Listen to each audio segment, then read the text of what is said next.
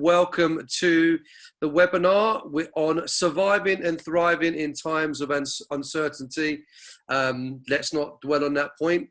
I'm sure we've had a couple of weeks of, or more than that now, of being in this environment, and there's so much change and there's so much fluidity in the business environment right now. What we've decided to do a couple of weeks ago was to do quite a lot of research and look at some of the statistics and research from previous epidemics, previous economic downturns, recessions, and things like that. So what we've got to show you for the next sort of 15, 20 minutes is some of that research. And then we're going to get down to some practicals. And then obviously we're going to open up for a Q&A as well. So just as a way of a brief introduction for those that I don't know, there's the agenda. The key thing here is the Q&A and the practical takeaways. We really want you guys to get some value out of this and be able to actually implement some of this in your business. Some of the research we'll look at is quite, it's obviously macro in terms of macroeconomics. It's quite big picture thinking, but actually in terms of what we can, there's things that we can all do in this time to make sure that we A, survive and B, thrive. So just for those that I don't know, just as a brief introduction, I'm Maudhub, Managing Director of Wonderful. I founded Wonderful in 2010 with a real passion basically to help businesses to grow strategically, to really help both big and small companies to know how to evolve and you know, move into the next stage of growth. So we do a lot of work with scale-up companies, i.e. companies looking to scale, a lot of companies are looking to grow quickly, grow fast.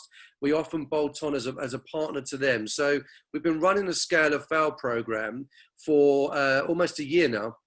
And we've been putting out content in terms of webinars, in terms of live events, obviously no live events right now. So that's why you see some of the Scale or Fail branding on this deck.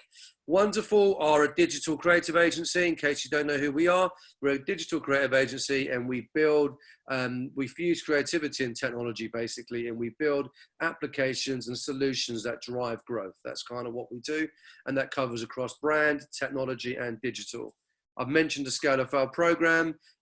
We launched at Google Campus last year. It's been hugely successful in adding value to companies that are looking to scale. Now, obviously, we're not talking about scaling per se today. We're talking more about surviving and thriving through this period. So I'm just going to get straight into it. Quickly say we've had some great partners. Why now? Well, obviously, with everything we're going through, there's massive shifts. There's shifts in investment activity. There's shifts in consumption. There's shifts in how we communicate. The whole business environment has shifted for this period of time. And the reality is we don't know what that period of time looks like. So the questions we want to look at today is how do we evolve and make the shift ourselves in this uncertain time? So that's why we're doing it now. That's a conversation we want to be part of. The one thing we do know is that it's uncertain, but we know that the crisis will pass. And this quote from Forbes says, depending on how businesses, established and new, respond, will dictate the winners and losers. You know, and obviously, you know, our mantra is we want everyone to be a winner in this. You know, we know that's not, you know, it's not a utopian world. We want people to really evolve and shift so that they become the winners. So we're going to go through a few slides quickly, and most of these slides are taken directly from research papers, white papers, and some real in-depth analysis of economies over time through recession, through recovery, through epidemics. Obviously, we've never had a pandemic, so this is uncharted territory, I think, for the global economy. But just to start off with a quote from Tony Hillier, who's one of the sources that we're going to reference throughout this presentation. He says, crises can punish the dithering and reward the committed. Brands that get it right, maintaining or increasing market spend during crises are able to capture up to 3 times more market share through a downturn and rebound faster and stronger when a good times return for lasting competitive gains. Now, you know, we're not here to speak to you guys today as a marketing company or as marketeers. We're here to really speak to us as business people, as people that are looking to, at the very least, try and maintain our market share and our share of market. At best, we grow it, obviously, or increase it. At worst, obviously, we decrease. Really, really interesting. So this source, Tony Hillier, if you guys get time to study that afterwards, please do. It's a fantastic piece of research. One of the graphs we pulled out of it is looking at the correlation between those that cut, maintain, or increase their marketing spend and what percentage share gains that they get from it.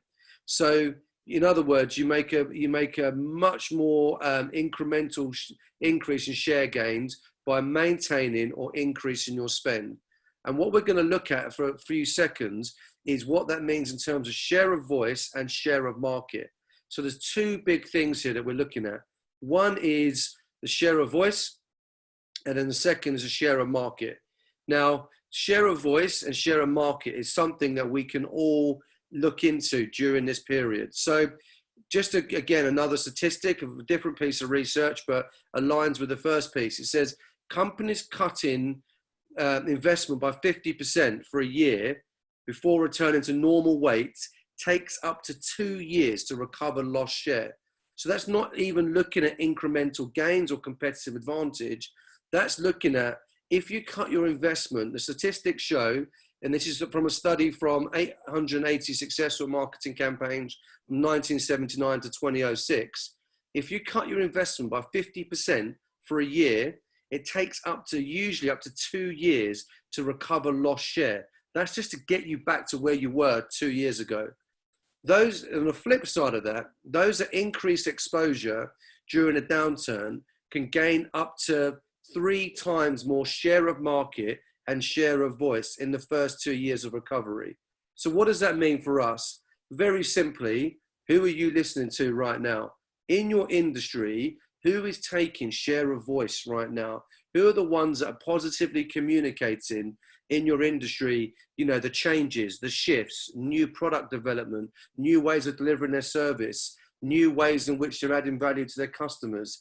You know, if you look at your competition right now, you will see those that are increasing their share of voice and possibly increasing their share of market already right now.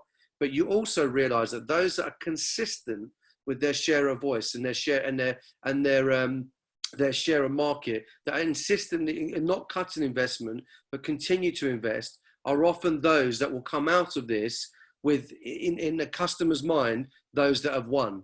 Because we've got to remember that actually we're here to consistently and continuously service our customers. So there's a real interesting mindset, I think, is a thing that we've realized over the last couple of weeks. There's a really interesting mindset that business leaders can take during this process. And, you know, there's lots of examples of what we're doing. We're not here to talk about us, but what we're doing with our clients to reposition and shift their focus so that they maintain an increased share of voice during this pandemic period. Because I think one of the things that's the unknown is that we don't know how long this will last. So we're not just looking at possibly a 2 or 3 week shift. We could be looking at a 6 to 12 month shift in the way that clients and customers consume from us, the way they buy from us. And fundamentally, some businesses will change completely, will change shape and change the way that they work completely. That's not going to be as pronounced for some organizations. It might just be subtle shifts, but for other organizations, it could be quite fundamental. And we'll look at that later. Just a quick bit of insight into what happened in the SARS epidemic in 2002. Obviously, it was an epidemic. It was largely contained in China. But in 8,000 cases that were confirmed, 774 people died, you know, which 648 were in mainland China. The interesting point about what happened there in 2002, so we're talking about 18 years ago, is that this was the tipping point for mass internet adoption in China.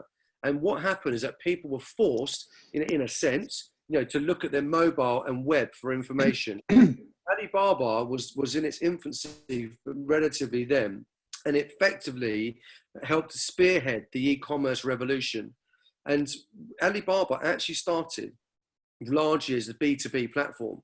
So what ended up happening was a lot of more traditional service-driven or product-driven B2B clients ended up having to, go on to the next slide, ended up having to utilize platforms like Alibaba. And if you look at the statistics, in March 2003, Alibaba's B2B e-commerce business, so we're not talking B2C, we're not talking big consumer marketing, we're talking B2B products and services, they added 4,000 new members and 9,000 listings each day during that period. Now, obviously, why is that relevant to us? In 2020, you know, we don't just have one platform, we have an absolute plethora of platforms with which we can communicate our services, communicate our content, add value to our audience. You know, we've got a huge opportunity to actually make, for some of us, it's making that digital shift.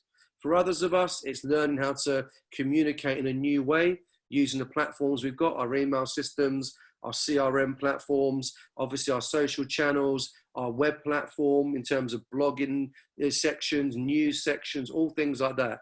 We have got absolute plethora of platforms with which to actually communicate our services and our products right now in a relevant and contextual way. You know, the Chinese suppliers have faced a few options. So they invested more in Alibaba's platform, and obviously that led to huge growth. But most importantly, on a macro level, it opened up a whole new economy for the B2B market in China. Now, 18 years on, we're obviously a much more mature global online market. But the question is are our businesses digital ready and mature enough to handle this pandemic we find ourselves in? So very quickly, before we get into practical, just 5 quick things. This source is from Ogilvy, who've written a great bit of research, again, based on previous epidemics and previous downturns. 5 quick key things. Number 1, these black swan events, as they're called. I don't know who made that title up. Events like SARS, Ebola, COVID-19, they become real moments of truth for brands and marketers. They really say, do our values stand up right now? If we talk about being collaborative and our brand values, are we being collaborative right now? Is our business culture right now being collaborative, as an example? Our brand purpose, you know, are we living true to our purpose? Are we living true to the value that we really add to our customers and our clients? But also, you know, these are real sort of moments of truth, excuse me, for being able to be agile and creative with how we deliver our business over the next 2, 3, 6, 12 months. Number 2 is there's going to be an after. You know, we don't know when, but we know it will happen. And what the after does is it releases pent up demand. So actually, we're having to make really tough decisions right now in terms of staffing, furloughing, you know, all sorts of things like that. But actually, we know there's going to be pent up demand. If our business stacks up, you know, when we get back to whatever the new normal looks like, there's going to be pent up demand. So be prepared and be preparing your clients and customers for pent up demand. Put orders back. No, look at future orders. Look at ways in which you can work with your clients to ensure that you're maintaining your share of market and share of voice. Number 3, it's going to be a different place. And what that means is that actually some of our clients, our customers, our staff, their attitudes and behaviors would have changed over the last period of time. Maybe people like video conferencing more. Maybe that becomes a new way of engaging with your clients and customers as an ongoing basis. But there'll be new needs and new priorities. And actually, for many of us, that opens up new competitive opportunities. If we stay ahead of the curve, there's actually new competitive opportunities right now for many of our businesses that are listening in. The key is managing time horizons. So it's looking at short, medium, and long-term shifts and changes. And we'll look at that a little bit more later on. And I think the final sort of adage and principle here is that failing to prepare is preparing to fail. This is absolutely not the time to bury our heads in the sand unless we need to because of the way of our business works. If we're operational as a business right now, now is a time to prepare short-term, medium-term, and long-term and be prepared for all of those eventualities. So what we're going to do now is I'm just going to hand over to Philip very shortly, who's our creative director, and we're going to basically give 3 very quick practical things that we can all do in order to sort of implement some of this stuff in our own businesses. So practical takeaways. I think the first one is over to you, Phil. Right, yeah, now I found the unmute button. Right, so practically, kind of what does this look like? I mean, we all know we're in a time of change. We all know we're in a time of disruption. So what does this look like for us over the next few months? So I think the first thing we need to understand is we need to be thinking in 3 time horizons, that short term, medium term and long term. And obviously the short term is about how do we survive right now? How do we make changes? How do we adapt to our new situation right now? Now, I'll get onto it in a second, but there's a huge opportunity here for smaller businesses around this kind of immediate term situation. The bigger guys find it much harder to adapt and to be flexible. This is your time to shine. Be a bit disruptive. Be a bit more agile, and to make those changes that some of your other competitors can't. So there's a real opportunity there in the here and now. So the medium term, we're looking at, what does this look like or how do I take advantage of the momentum that comes out of this time? So there's a lot of pent up need there. As we come out of this, people are going to be wanting to do things. They're going to be wanting to buy things. So how do we position ourselves to make the most of that? And then obviously in that long term, how do we make ourselves fit for the new normal? How do we design our businesses to capitalize on the way of the new consumer behaviors and new customer behaviors? So brands are a really important part of this.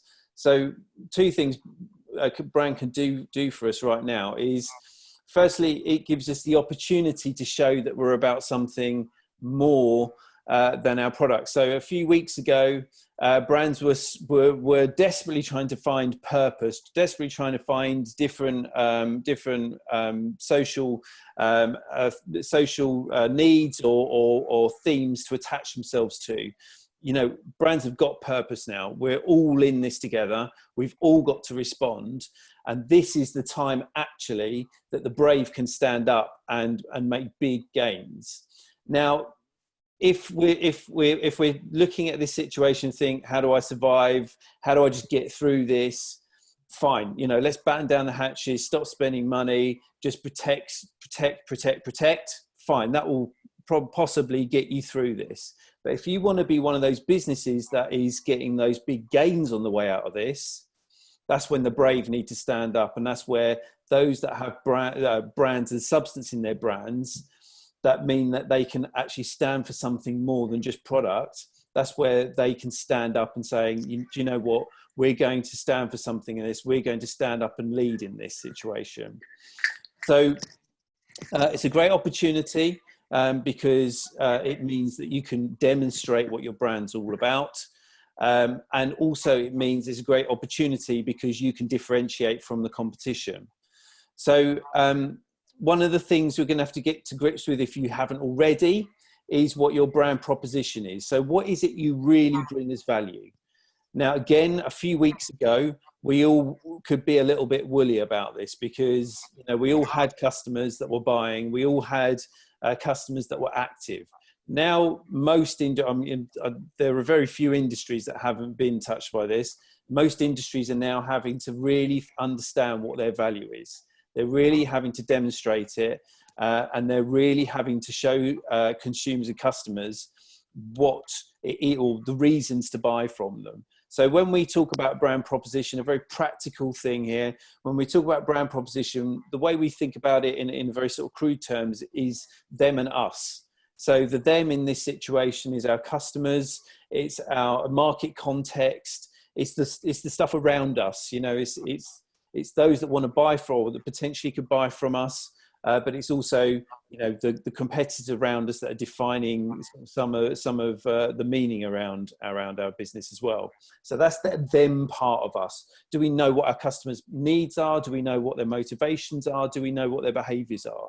Those are the one component. We've got to get to grips with that. So speak to your customers, get on the phone to them, start unpacking with them where they are at now. That is how you're going to understand what their needs are. And then we've got the us part of it. So what are we all about? What do we stand for? What are our values? What is it that we add value? Where do we add the most value? What are we best at?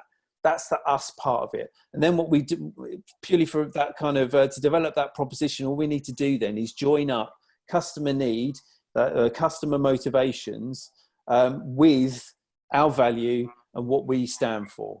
That's how we answer that problem for customers.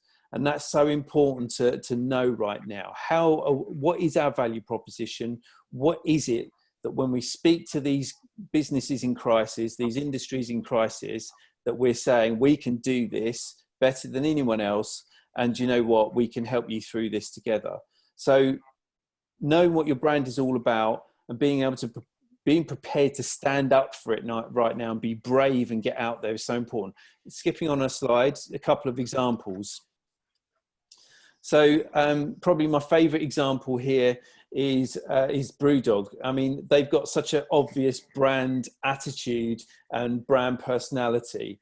And, you know, this is a brand that was built on those kind of punk values. So this is a great time for them because, you know, if you're looking for a brand that is happy to disrupt, be a bit different and do things with a bit of panache, then, you know, this is the kind of brand that actually this is a perfect time for them. So what they've done is they've shifted, like lots of other businesses and brands have, into helping in this current situation. So here and now, they're answering the problems by saying, okay, we're going to create hand sanitizer rather than just producing beer for a while. And you got to love these guys, because not only is it just it's not just hand sanitizer. This is, if you look at the label there, this is a postmodern classic. So they're not just delivering a solution, they're owning it with their brand. They're standing for something, they're being a solution for the here and now, but they're showing people what their brand is all about. So this is a great short-term solution, but it's also a medium and long-term solution, because they are showing their future customers that they stand for something real. And that's you know, they are going to gain market share through this. I guarantee it. They're going to come out of this on the up. They're going to be one of the brands that are the 3 times growth. So we've got another couple of examples. Zara, very practically, you know, providing a practical need right now. And Dyson, obviously, you know, they stand for innovation. So again, they're perfectly positioned to answer this with innovation. So they are obviously retooling and designing new ventilators to be used in the NHS. And again, what a great example of a brand talking about innovation and then walking it when it comes to the crunch. You know, that is what we've got to do as brands right now. And then a sort of a less successful example here with the William Hill. So obviously they're obviously in a good position actually to sort of make some gains now with, you know, with their online offerings, but they try to sort of give access to some international soccer content, which didn't turn out to be really what everyone expected. So, you know, an example of a brand that was desperately clutching at straws to jump on the bandwagon, but didn't really have any depth to what they were bringing to the table. So that kind of knee-jerk, desperate move is, people are going to see straight through that. So, you know, as brands, we've got to look at what we're about, bring that to the table, and then bring solutions in line with that. Next slide. Cool. So yeah, I'm going to hand over to James, who's going to look at practically then how, as a brand, you adjust your channel mix to communicate at this time. Yeah, hopefully you guys can hear me. So we're all doing this remotely from our homes, obviously. So hopefully I'm coming through loud and clear. Yeah, so adjusting your channels and your content mix. Obviously, we've spoken about how you can highlight your value proposition, and you can kind of define that, perhaps redefine it a little bit for your customers. But the key thing really is getting that message out. And right now, people are stuck indoors. We're very restricted, very limited, and the key thing really is to place your bets on the surging channels and new activities and these new behaviors that people are now undertaking. So key point here really is being where people are now. You know, people obviously aren't out of their homes. Some of the traditional methods and mediums for communicating your brand proposition to your customers and your messaging to your customers are no longer as punchy, no longer as accessible. So, you know, supporting what customers and potential customers are doing now, recognizing the changes in behavior, and doing that through a handful of key ways. So connecting, engaging, informing, teaching, entertaining, supporting, which is really important right now, and providing. We're seeing a lot of brands starting to really look at these key ways of communicating with their customers and looking at, you know, it's not just shouting about us and how great we are as a brand and a product, but it's about demonstrating to your customer community and engaging with them how you can add value to them and support them through this difficult time. So that's really important, and we've seen some examples there with Brewdog, etc. Being brave and being committed, and this really goes back to the earlier points and the earlier stats, which are quite mind blowing, really, in terms of that time it takes to recover should you go back into your shells. Be brave, be committed with your marketing and your messaging. We've demonstrated how brands are succeeding from previous studies on, by maintaining or investing more in their marketing during similar testing times. And it is important to maintain that and actually be braver almost, and really look at hedging your bets on this new channel mix, and adjusting that channel mix to suit. So putting effort into the channels which are being engaged with the most. I think we're all painfully aware now, as those of you that are on this webinar are probably on your 10th webinar this week, or on your 100th Zoom call, Google Hangouts of the day. These new channels and these new ways to serve content are absolutely vital right now, and changing and adapting the way that you communicate and how you get in front of your customers, and taking a conscientious advantage of this new audience is really important as well. So doing that by being relevant, not just in the now, but for the future landscape, as I think Dan mentioned there, earlier, are these digital meetings and digital presentations, webinars, etc., the new normal? We're going to have to sort of fill that out over the medium and long term.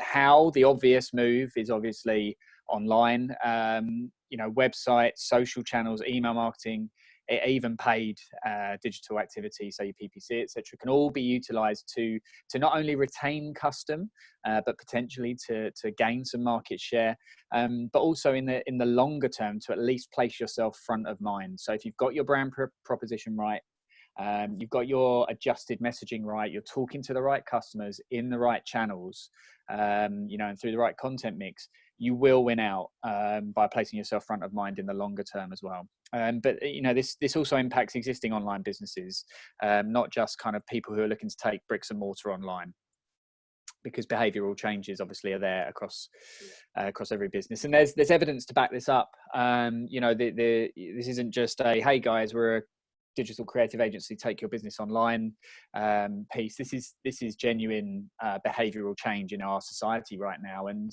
the trends are already surging. So if you look at some of the consumers actually taking on, kind of first timers, if you like, with taking on these digital channels, you can see there 84% have tried at least one new service for the first time since the outbreak. The highest being online medical consultancy, for obvious reasons, but online education, working from home software, apps, Zoom. Some of you probably never had Zoom or Teams or Google Hangouts on your phones and your devices before this, and that's now very prevalent. Digital entertainment services, we've obviously had the very convenient timely release of Disney Plus recently, but Netflix and co have all seen a massive surge in what they're doing, and this is all because of these behavioral shifts, and being able to leverage this new kind of digital, these digital first timers who could well be sitting in your target market is a real opportunity as well, obviously treating it sensitively. So the evidence for digitizing your offering is very prevalent there. A really interesting stat, in fact, a handful of stats here, which I'll quickly rattle through. Web content download traffic is up 90% in the last 2 weeks alone. I mean, that's huge, according to Virgin Media. 70% increase in time spent on Facebook, Instagram, and WhatsApp in that ecosystem there. Your customers are there. New video calling app House Party, although it's been hit with a bit of a rumor of a security issue. They hit 2 million downloads in just 1 week, last week, during the kind of rapid increase of people working from home and looking to socialize online. Nielsen, another market research body, state that video streaming services are set to increase by at least 60% over the coming weeks. That's a given. People are consuming content in so much more content now through their digital means, and video is already so dominant. The hours and hours of video content that are being watched every day, it's phenomenal to see that increase by at least 60%. And the interesting graph here is that, you know, digital marketing growth that was expected to take 5 years may now take just 5 months. So, you know, we were kind of teetering around this kind of 50% mark in terms of predicted digital marketing spend as a percentage of total ad spend. That is set to push up upwards over the 50% mark quite rapidly, and upwards towards sort of 60% predicted by Statista in 2023 as a result of this new normal. So, you know, we are forging the new normal right now, and you know, platforms that are already digital native are also adapting and being agile and changing the way that they do things digitally to meet their customer needs, and that's kind of marketing 101 stuff. So, you know, Instagram have added a new co-watching feature where groups can kind of browse through using a group video chat, browse through the feed, and you can kind of engage with each other as though you were sat next to each other scrolling the Instagram feed. YouTube have updated and expanded their learning platform. So it was an existing platform, but they've really brought that to the fore as families are at home, kids are at home, schools are closed. And interestingly, there's a location-based app called Zenly who have done a tie-in with Snapchat. And they're using Snapchat's map facility to create a leaderboard for people staying at home. And that's a really interesting one, because that shows a real kind of societal and kind of social responsibility in terms of leveraging the tech that is already available, but adapting it and pivoting it for the new now. So, you know, Snapchat has gone through kind of ups and downs, but it's still a massive platform. And using the little map facility where you can kind of see all your friends on a map, and using that data to say, hey, these guys have been staying at home for, you know, 90% of their day or whatever that is, and creating leaderboards and gamifying it is a really interesting move for them. And then Dan, I think you're going to pick up on this kind of transformation. Yeah, I mean, that's, you know, it's a huge topic, and not one that we can cover off particularly in this webinar. But I think, you know, one of the big opportunities is to lead the change landscape. So what does that mean? It means that we're a brand, we're a business that exists in a very specific marketplace, which is shifting. Now, some of the shifts in our marketplace might be quite small shifts, incremental shifts. Some of those might be larger shifts. So I suppose the question is, how can your business, and you as a business leader, if you're a business leader listening to this webinar, or if you're a marketeer listening to this webinar, how can you be part of leading that change landscape? So how do we do that? We basically, first and foremost, have got to engage with the wider business. So look at the different stakeholders, whether they be directors, our team, obviously our clients and customers, and ask them, say, look, what are your needs? What is the shift that's happening for you? How are you going to consume my product or service in the short term and medium term? You know, is my business ready to service you in the short and medium term? Now's a really good time for honesty. Now's a really good time for transparency. Now's a really good time to be able to go to all of those different stakeholders and say, how can we be a better business? How can we serve you better in the short, medium, and long term? Ultimately, how can I help to be lead in this change landscape? Rather than falling behind the curve or burying my head in the sand or just following what our competitors are doing, how can we lead that?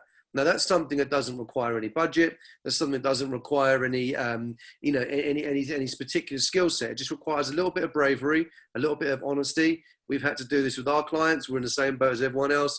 We're having to say to our clients, look, guys, how can we help you in this period? How can we shift what we do for you to help you evolve as a business? So we're launching new products and services, doing new things. We did a video shoot yesterday in someone's kitchen on a product shoot, because we're helping a client, you know, get their product portfolio right in this particular time.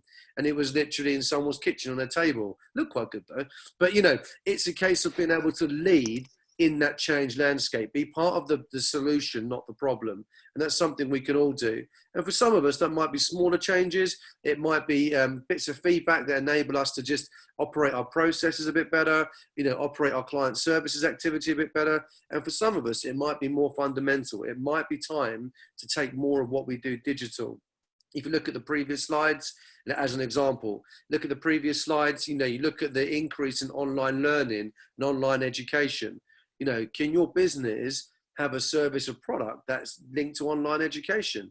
Are you someone that brings real value to your clients and to your customers, and someone that could bring that value online, not only during this period, but in the changed landscape? Now is the right time to look at that categorically. So there's lots of discussion around that, and that's obviously a big topic in itself, and maybe we'll do a whole webinar just on this piece. Each of those key points could be a webinar in their own rights, and we're looking to bring out regular content. But hopefully they've been 3 really sort of practical areas that sort of we can all get involved with and get stuck into as businesses right now. What we want to do is just, we did this webinar last week. We had some questions before the webinar in a survey and a poll. We tidied the questions up and put them on here. So we've got a few questions that we can crack on with. But actually, if you guys got any questions as well, if you have, then either jump on the chat or jump on the Q&A and let us know if you've got anything that you specifically want to go through with us right now. We'd be more than happy to do that. Otherwise, I'll just give it a minute or so, a few seconds. Otherwise, we'll crack on with some of the questions that we've got here. And I'll hand them over to James and Phil. We're going to do 60-second quick answers. I realise we've gone on quite long. We're meant to be done in 30 minutes. We did say we'd make this a little bit longer. So we've got another couple of minutes. Thank you for being patient. Okay, so we've covered how do we shift from offline to online in marketing operations. We've covered that in principle. In practice, one of the things I want to encourage you guys to do is look at the plethora of tools that are out there. Look, there are so many really cost-effective and time-efficient tools to be able to make shifts. Like, for example, if you are looking at an online program, there's a myriad of ways in which we can do that. But the question is, what's best for you and what's best for your customers and your clients? So firstly, find out what shift they want to see. Don't assume that they all of a sudden want you to become an online business when actually what they really want is to see you face to face. Well, hello, they can see you face to face. You've got the tools to do that. Or actually, a lot of people say, do you know what? These are the problems we consistently have in our business. If you could answer that in an education course or once a month in some kind of mastermind group or closed group format, then we'd really appreciate that. There we go. There's a shift. So when we talk about offline to online, it's not just talking about all of a sudden becoming some faceless global e-commerce mega brand. We're talking about delivering the value proposition that we deliver to our customers. How can we shift that in this period of time? And that could become a new normal. It could become part of the answer, so on and so forth. And the same thing with operations. How are you managing your teams right now? We've looked a lot at, obviously, communication, client acquisition, keeping on top of our customers. How's the team efficiency going right now? Online project management tools, communication tools like Slack. There's so many ways in which we can make subtle shifts in our business that gets us ready for the future. So I've just answered that question. Philip and James, do you want to just maybe take one of those other questions and go for it? Sure. So I'm going to take, how do we promote our business without being perceived as taking advantage of the situation? I think that's a really important question right now. It'd be very easy to just jump on whatever bandwagon is out there. And, it's not necessarily a problem, but obviously that tone is really important right now. And I think actually this is a time where we're seeing the marketplace being accelerated because brands can't sort of hide behind demand so much at the moment. We're having to actually sort of sharpen up our game to win the business that's out there. So I think this question is really important because I think actually this question was relevant 6 months ago, a year ago. It's just we've been able to hide behind the fact that there's plenty of business out there.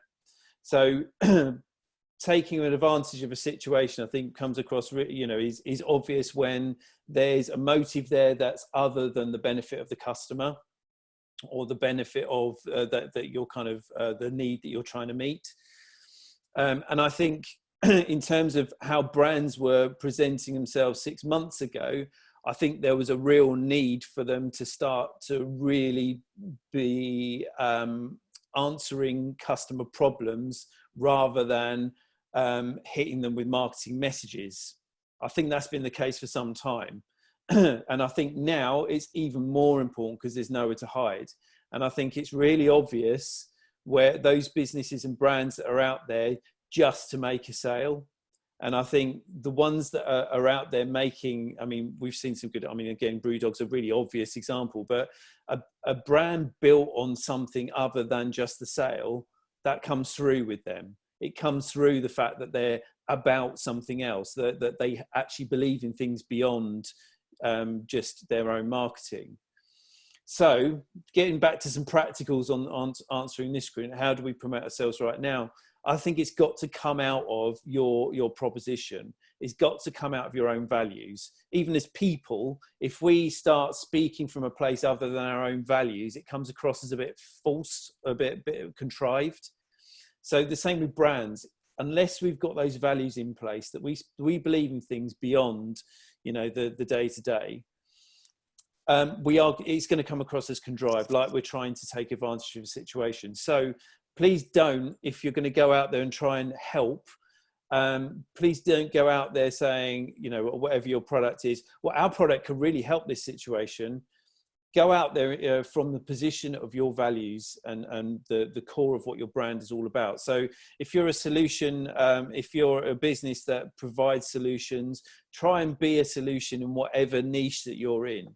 Try and be an answer, even though you might actually not gain anything back from it.